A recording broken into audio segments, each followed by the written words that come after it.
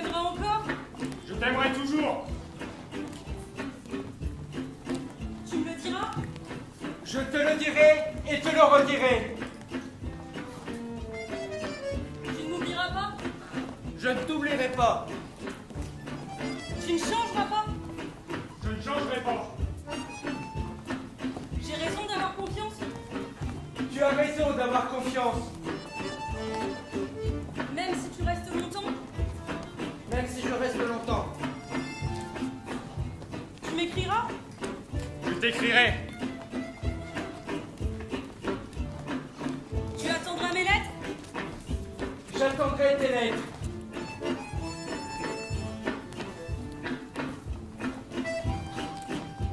Le soir, seul dans ton lit, tu m'entoureras de tes bras? Le soir, seul dans mon lit, je t'entourerai de mes bras.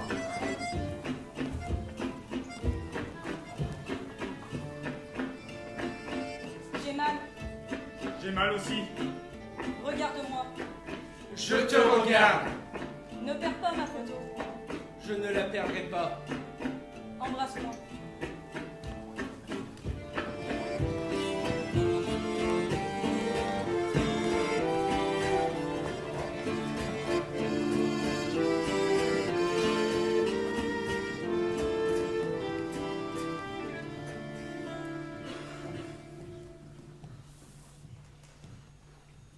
Oui, maman.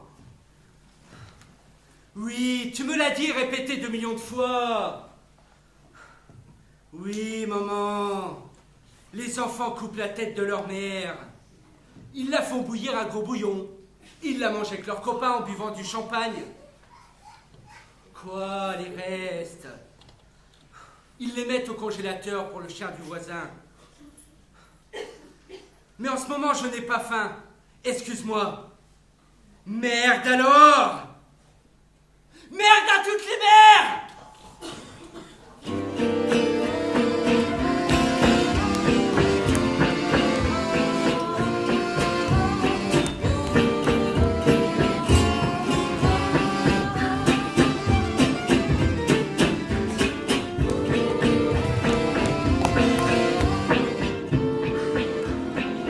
Oui, cette vallée de l'art.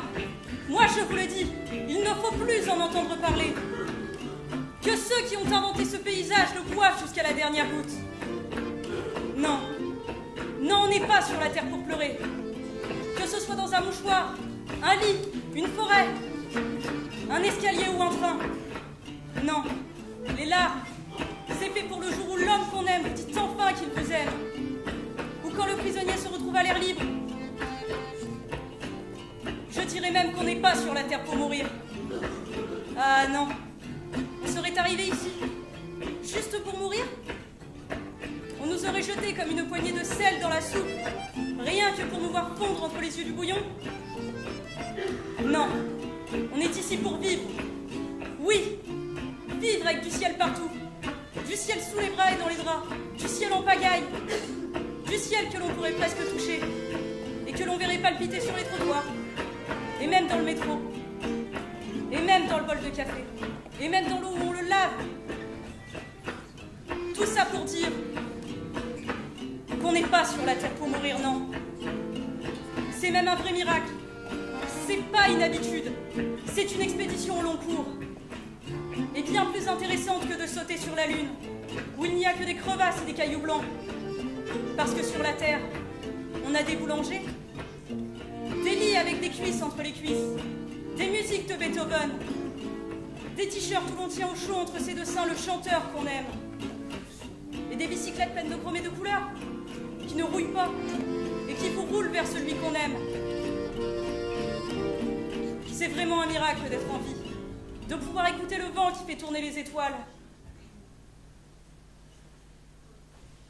Dieu aurait voulu notre mort, ça a dû lui échapper. Il n'a pas su rattraper le coup.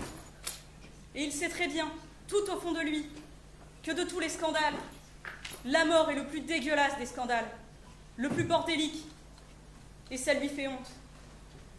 Quand j'apprends la mort de quelqu'un, je me dis qu'il y a quelque chose qui s'est coincé au départ.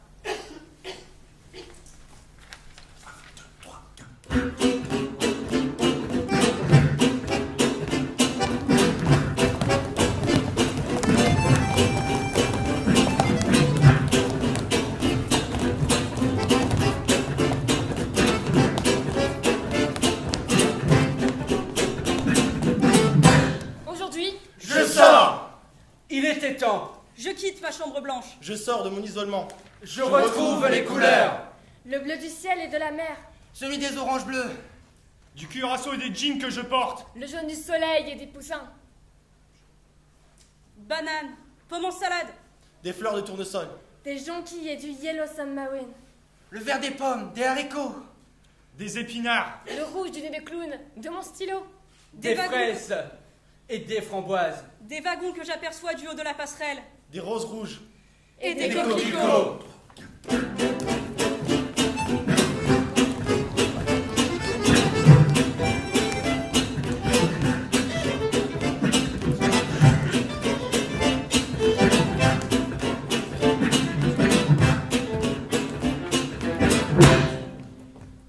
J'arrive au pied d'une passerelle et j'entends des choses insensées. Je ne veux pas passer. Non, lâchez-moi. Je ne veux pas oublier. Je commence à emprunter le passage. Autour de moi, je vois des visages sereins. D'autres inquiets, d'autres pressés et d'autres apeurés. Soudain, le vide. Il n'est plus uniquement sous mes pieds, mais il est également présent dans ma tête. Je ne sais plus qui je suis, ni d'où je viens. Un homme avec un grand chapeau m'accueille et me demande. Qui êtes-vous? Je lui réponds que, Je ne sais plus. Évidemment, me dit-il, vous ne savez plus qui vous étiez. Mais à présent, qui êtes-vous? Mais comment le saurais-je? N'essayez pas de vous en souvenir. me répond l'homme au chapeau. Cela ne servirait à rien. Vous avez traversé la passerelle. Le passé derrière vous. Vous ne pouvez revenir en arrière. Je comprends alors que je n'ai qu'à choisir. Alors, Eh bien, je suis éleveur de dragons. d'accord. Bienvenue dans votre nouvelle vie. Bon voyage.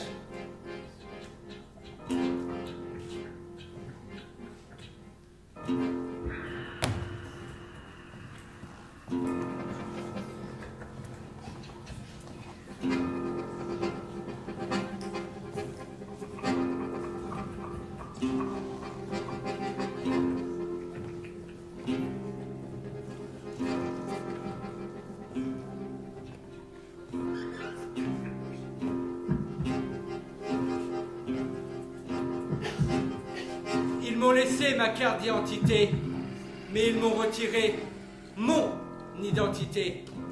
Ils m'ont parlé d'une voix forte, de regardant de moi, au milieu de mon front, que la surface d'une pièce de 5 francs.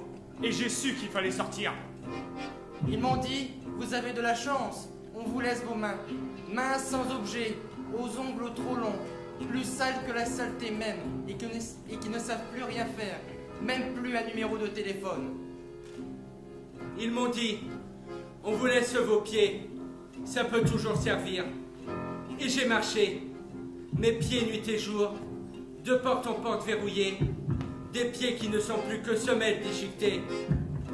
Ils m'ont dit, On vous laisse votre voix, vous en aurez souvent besoin. et peu à peu, la bouche a perdu, jusqu'à la forme des mots, jusqu'aux soupirs et gémissements. C'était comment avant? Les simples mots qui faisaient vivre. Ils m'ont dit, On vous laisse votre mémoire, c'est toujours utile. C'est vrai, je m'en souviens. On disait de moi, Qualifié, habile et consciencieux. peut-être qu'on me le disait pas vraiment, que j'étais le seul à l'entendre. Ils m'ont dit, On vous laisse votre liberté. c'est ce que l'homme a de plus précieux. j'y suis dans ma liberté. Je me lave aux toilettes de la gare, dans l'odeur de pisse multiples. Je déchiffre les nouvelles du monde au titre des journaux. Quand j'achète un sandwich, je n'ose plus dire avec des cornichons. Ils m'ont laissé ma carte d'identité.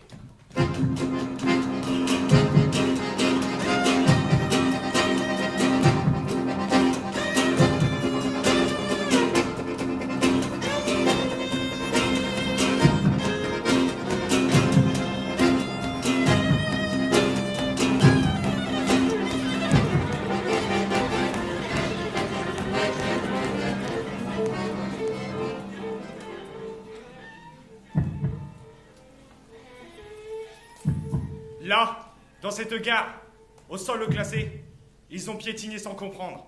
Là, ils ont entendu sans poser de questions. Ils se parlaient tout bas, entre eux, sans rien apprendre. Le temps des petites lumières jaunes. Ils ont reçu des coups de matraque sans broncher. Ils ont courbé la tête, sous les aboiements et les injures, sans répliquer. Ils ne savaient pas où poser leur regard, comme soudain, dévêtus. Avec seulement leurs petites lumières jaunes. Ils s'y sont mis en marche sans se retourner. Personne n'était venu leur dire adieu. Pas un ne tenta de s'échapper du troupeau. Jadis, ancien troupeau qui traversait la mer à pied sec. L'une d'entre ce troupeau, toute jeune, si jeune, tenait entre ses bras un paquet mal ficelé. Au détour du quai, lança le paquet mal ficelé vers une femme immobile, qui, tremblante, regardait la foule sans comprendre. La cohorte des petites lumières jaunes. Le paquet, c'était moi. Ils sont tous partis.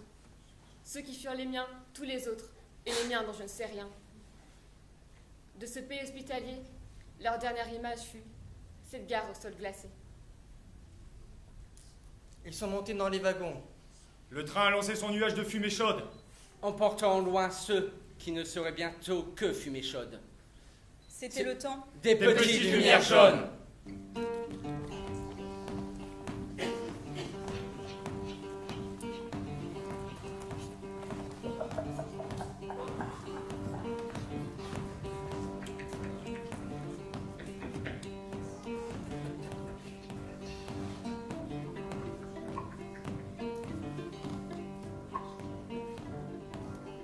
Aujourd'hui neige.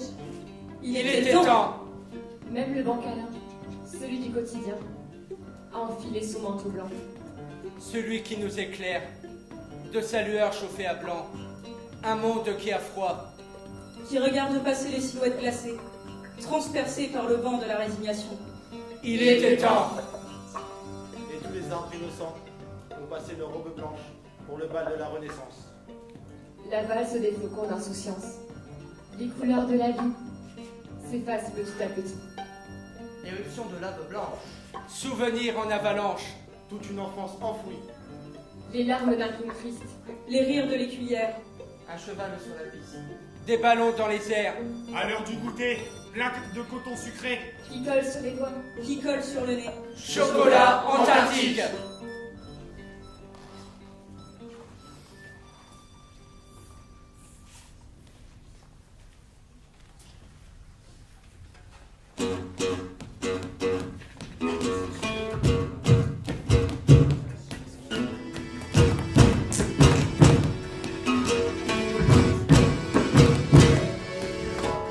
J'ai la tête dans le café, pourtant j'ai plus mon paquet. Est-ce qu'on est encore hier? On sent où j'ai mis la bière. Fallait rater ma fusée, fait tu m'emmènes bosser. Mon corps est un chewing-gum, si je bouge, je suis un homme.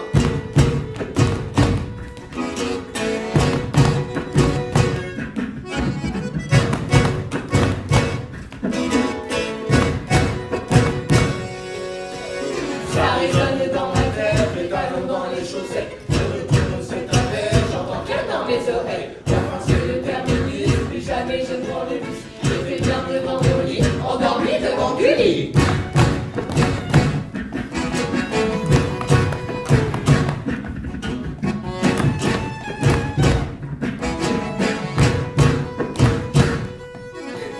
Encore vous êtes en retard, pardon, pardon, salopard. Mais revoyez vos manières, vous n'auriez pas vu ma bière. Encore vous êtes en retard, pardon, pardon, salopard. Mais revoyez vos manières, vous n'auriez pas vu ma bière.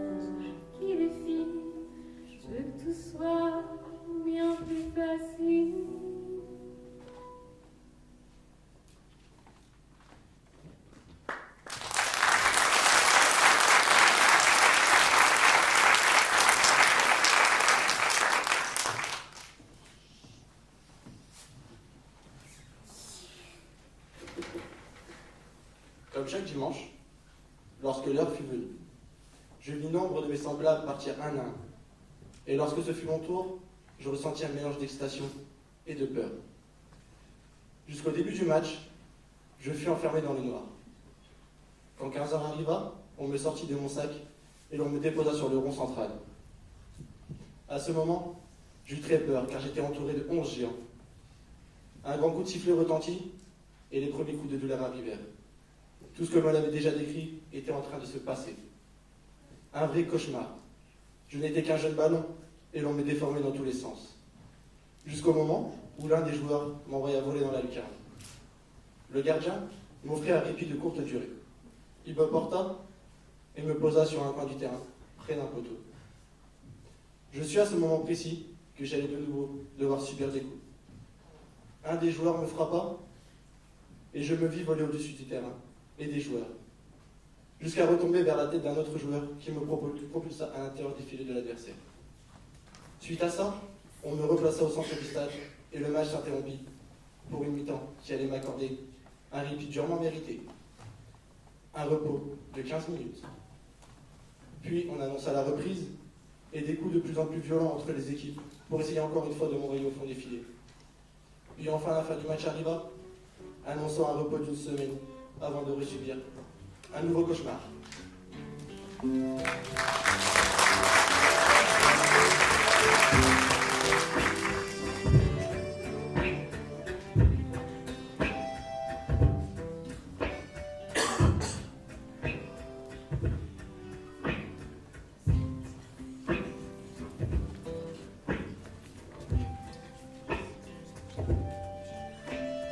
Tout débuta un soir.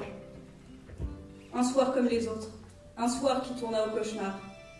C'était un jeudi à mon travail, dans la cantine scolaire dans l'internat. Comme tous les jeudis, je me suis mise à préparer mes desserts pour le service du soir, lorsque mon patron arriva. Et pour moi, l'enfer commença. C'était ce jour, celui où il avait décidé de faire de moi sa proie. Lui, le grand chef cuisinier, habillé tout en blanc. Il me lança d'abord ces quelques phrases, pleines de mépris. La cuisine n'est pas un métier de femme. Vous n'êtes pas assez rapide, vous serez mieux au ménage. Ces paroles n'eurent aucun effet sur moi. Je continuais mon travail. Je continuais à préparer mes desserts. Il s'approcha de moi et, sans dire un mot, posa la main sur mes fesses. Je le repoussai. Il insista. Et puis, comme un ange gardien, il arriva. Mon fils. Il était venu pour m'aider à préparer les desserts, et il saisit cet instant. Le grand chef se ravisa. Mon fils menaça de tout dire à la direction de l'internat. Le chef se tut. Sans l'intervention de mon fils, je n'ose pas imaginer jusqu'où cela aurait pu aller. Je suis allée voir la direction. J'ai tout raconté. Mes collègues femmes aussi, elles ont tout raconté.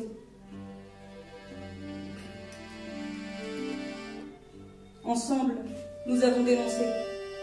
Il a été renvoyé. Nous nous sommes sentis fortes. Nous nous sommes sentis fiers. Nous nous sommes sentis sœurs.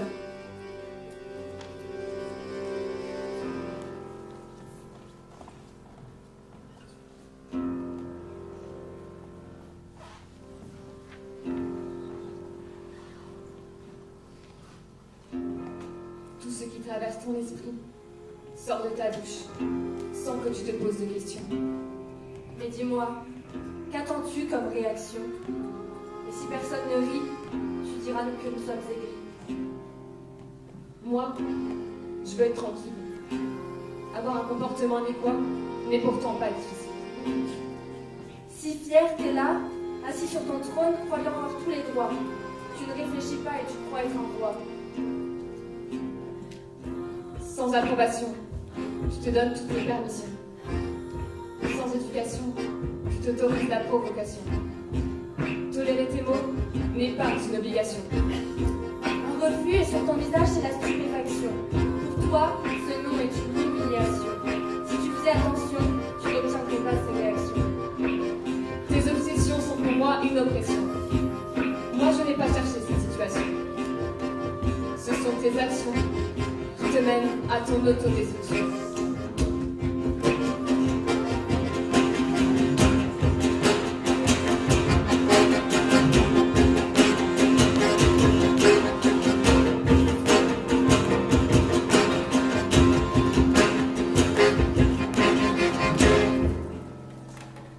Enfin, j'étais arrivé, après 7 heures d'avion, à Marquio. Le choc fut brutal. Moi qui venais d'une petite ville, je découvrais une jungle urbaine. En sortant de l'avion, la première chose que je vis, c'est cette danse de gens rouges de peau. Chacun versant à droite, à gauche, sans jamais s'arrêter. Chacun sachant où aller. Ensuite, ce qui m'interpella, c'est qu'ils étaient tous habillés de couleurs vives, presque trop flashy. Du bleu, du jaune, du vert. Des couleurs criantes d'un côté, un arc-en-ciel de vêtements de l'autre. Tout tourbillonné au milieu des bâtiments bien ternes, du gris, du marron. Un drôle d'animal s'approcha de moi. Comment le décrire? Il avait un peu une tête de chien, mais avec un corps de pingouin. J'ai appris bien plus tard que c'était un pinouille. Je le caressais, son corps était frais, presque froid. Quant à sa tête, elle était d'une rare douceur, encore plus douce qu'une peluche d'enfant. Au loin, j'entendis une musique, très prenante. Je courus vers elle. Elle m'appelait, je me devais d'y aller. Je me crus un instant à Rio en période de carnaval. Mais non, j'étais bien à Marquio, et cela pour 3 semaines. Enfin bref, j'étais arrivé.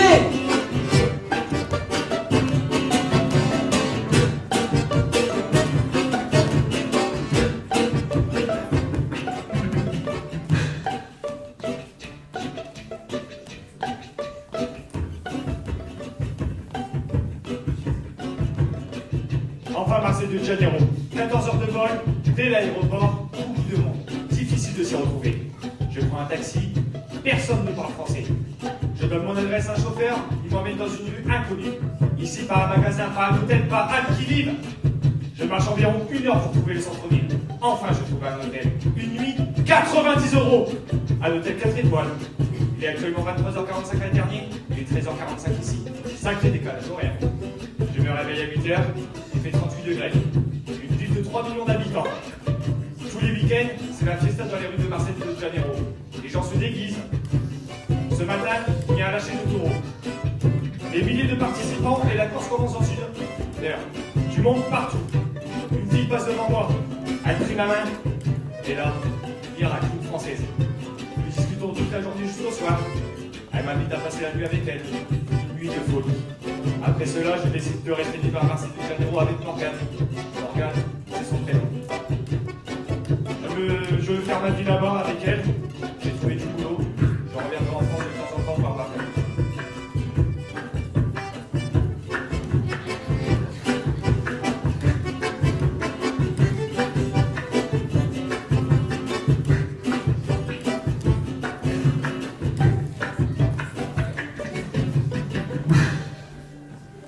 Enfin arrivé à Lorida, ce lieu si particulier.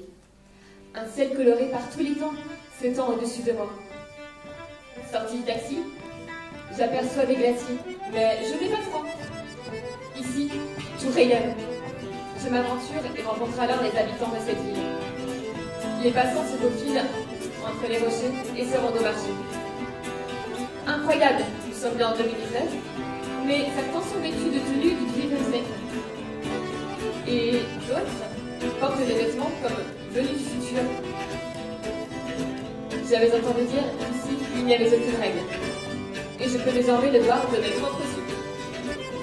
Dans le marché, on y vend des menhirs, des saphirs, des l'élixir. Je ne saurais que faire de toutes ces choses, mais visiblement, la foule se les arrache. J'arrive au bout du marché. Un temple pointe le bout de son lit. Lentement, je monte les escaliers et j'entends mon tour avant d'y entrer. Je me retrouve à présent entourée de couleurs chaudes. Sur les murs, des tableaux rouges grâce à la décoration. Je prends la porte de sortie, et voilà que je marche sur du sable chaud. Des kangourous par milliers sautent au milieu des pavés. Je marche jusqu'à la plage, et je monte à bord d'un bateau ayant l'allure d'un navire de pirates. Pas plus d'un quart d'heure pour arriver au port. J'entends des rires et des cris. Me voilà maintenant à l'entrée d'un parc d'attraction.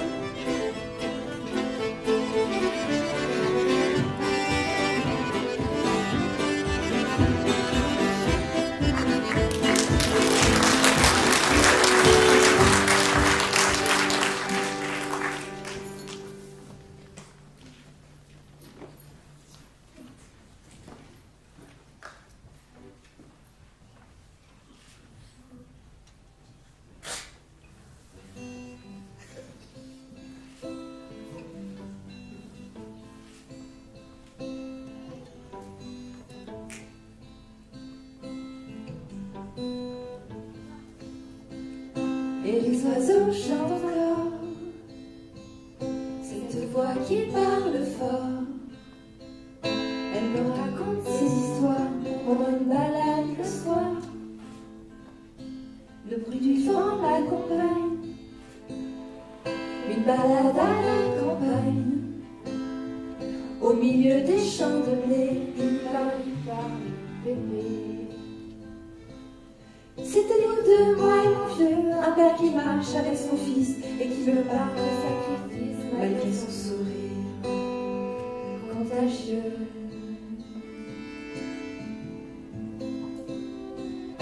Là qui me parle de vaches et de partir cache-cache avec lui son vieil ami tout près du fleuve endormi. Et puis de ce vieux vélo, chapardé à sa voisine, il en a fait sa copine, lui a offert une moto. C'était nous deux, moi et mon vieux, un père qui marche avec son fils et qui me parle de sacrifice, contagieux. Pépé a bien trop marché, maintenant il est fatigué.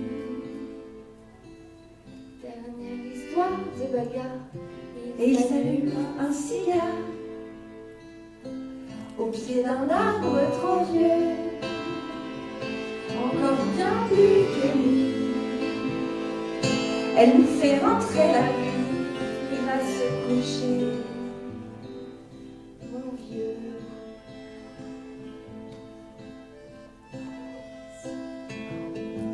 Alors vous allez vous balader comme ça, mon petit canal? Oui, il a bien changé ce canal.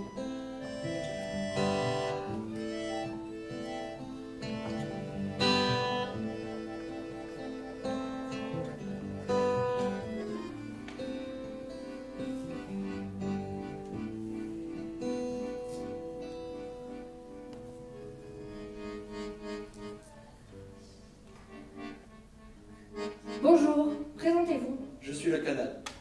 Je ne sais plus quel âge j'ai, cela fait longtemps que j'ai arrêté de compter. Je ne sais plus de quoi je suis fait, peut-être d'eau, peut-être d'autre chose. Tout se mélange. Et de quoi vous plaignez-vous? Je viens me plaindre de ma destruction, me plaindre du mal que les générations que j'ai vu grandir me font. Mais de quel mal parlez-vous donc? On ne vous a jamais rien fait. Vous êtes sûr que vous allez bien? On ne m'a jamais rien fait, j'espère que vous plaisantez. Et tous ces déchets que vous m'envoyez depuis des années, tous ces déchets que je dois avaler, j'ai perdu mon identité, je ne sais plus qui je suis. Mais de quoi parlez-vous? On vous force à avaler des déchets? Oui, depuis des années. Plus personne n'a de respect pour l'ancêtre que je suis. Pour trop de gens, je suis devenu une poubelle géante. Comment me faire respecter de nouveau? Dois-je me révolter? Vous commencez à me faire peur. Ce n'est pas mon but. Je suis le plus gentil, le plus paisible qui soit. Je m'agite peut-être un peu lorsqu'un bateau passe, mais je retrouve très vite mon calme. Je ne sais plus quoi penser du monde qui m'entoure. Je déborde de colère et d'amertume. Mais vous avez perdu la tête?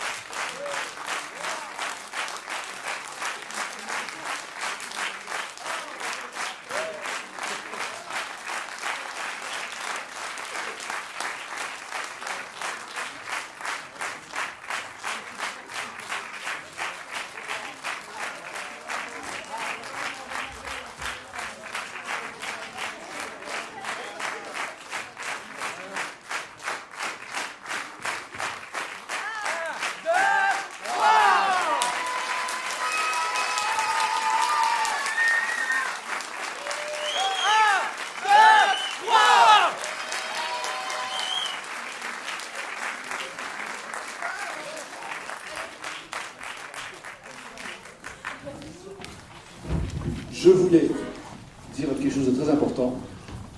On a aussi reçu un soutien plus discret, mais très important, d'une association qui est plus de trentenaire ici à Tergnier, qui s'appelle les Caves à musique, et qui ont prêté du matériel, qui ont ramené des musiciens aussi pour soutenir ce projet, et ils étaient tout le temps là à nous aider, et vous pouvez les applaudir chaleureusement. Nous avons aussi quelque chose de prévu pour vous maintenant. Alors. Vous en voulez une dernière ou pas? Ouais. Ah bon, d'accord. C'est pas très clair. Julie, on les entend pas très bien. Non, pas trop. Plus fort! Allez, c'est parti. One, two, three, un.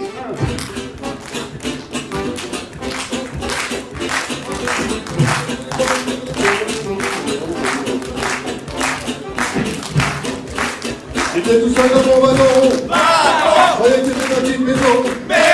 J'avais un pété en carreau. Et tout ça sur le bonbon. Tu m'as mis à l'essence 600. Quand je suis dans mon camion. Je me demandais que mon bichon. Une chanson de Céline Dion.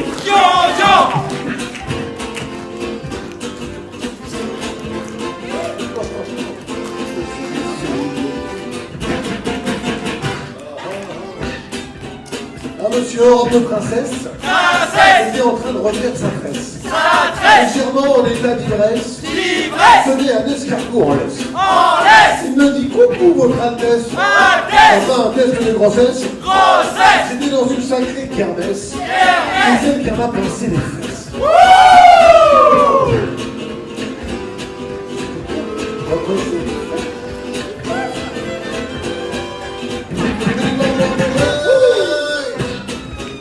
Je l'ai invité à s'asseoir. On lui payer un coup à boire. Il m'a dit je bois que le soir. L'équivalent du baignoire. Pour oublier même s'il est noir. Je me raconter des histoires. Il ferait peur au père Fouettard.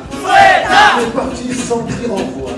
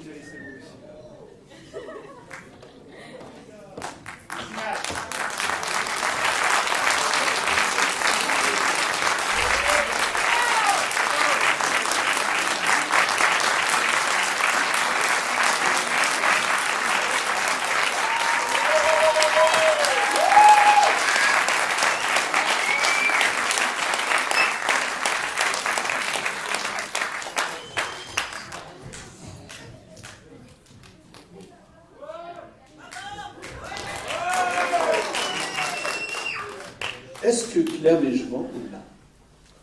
Elle est là. Est-ce qu'elle pouvait venir ici 2 secondes, s'il vous plaît, Claire? Parce qu'elle a été là du début à la fin du projet, toutes les semaines, toutes les répètes, toutes les organisations. Elle s'en est cognée des trucs, je vais vous le dire. Et donc, on voulait la remercier. Et ça arrive. On va symboliser ce petit remerciement. En l'applaudissant comme ça va venir.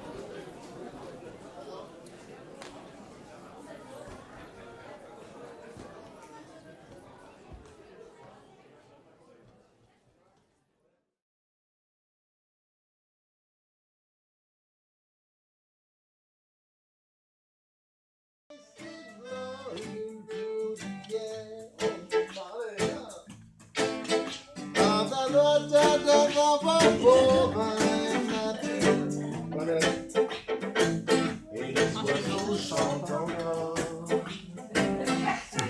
Qui parle fort. Elle me raconte ses histoires pendant une balade le soir. Oui, du vent la campagne. Une balade à la campagne. Au milieu du champ de blé, par les clouds de feu. C'était nous deux, moi et mon vieux, un père qui marche avec son fils, qui parle de sacrifice, de son fils contagieux. Il me parlait de vaches, oh oh, et de parties de cache-cache.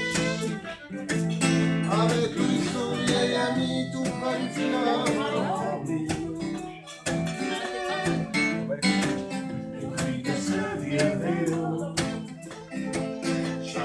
À sa voisine, il en a fait sa copine, lui en fait une moto. C'est nous deux, moi et mon vieux, un père qui marche avec son fils et qui me parle de sacrifice, parle de son souvenir contagieux.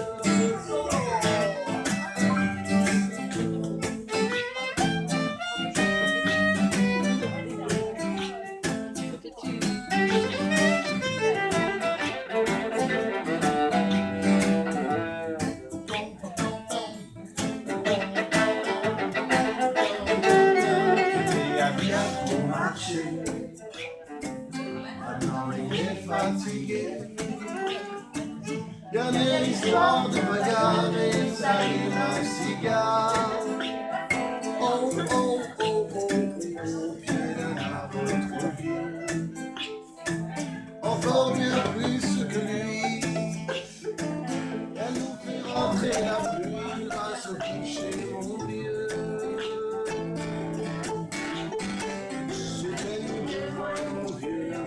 Marche avec son fils et qui me parle de sacrifice. Allez, mourir, contagieux. C'était nous deux, moi et mon vieux, un père qui marche avec son fils et qui nous parle de sacrifice. Allez, contagieux. Tom, tom, tom, tom, tom, tom.